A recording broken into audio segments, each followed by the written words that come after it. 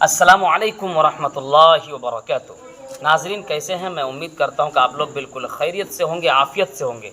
अल्लाह ताला आप लोगों को ऐसे ही खुश रखे। नाज़रीन, ज़िंदगी में अगर आप खुश रहना चाहते हैं तो कुछ काम ऐसे हैं जिसको करना बहुत ज़रूरी है।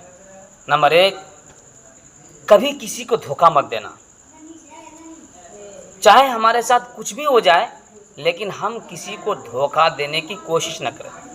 नंबर 2, झूठ बोल करके अपने आप को बड़ा मत समझना और अपने आप को बड़ाई मत जतलाना। और नंबर 3 पर है, किसी का हक मत खाना, किसी का हक मत मारना, किसी की ज़मीन मत दबाना। इसलिए कि दुनिया में दबा लोगे, लेकिन मरने के बाद जो तुम्हारे साथ होने वाला है वो अल्लाह जानता है।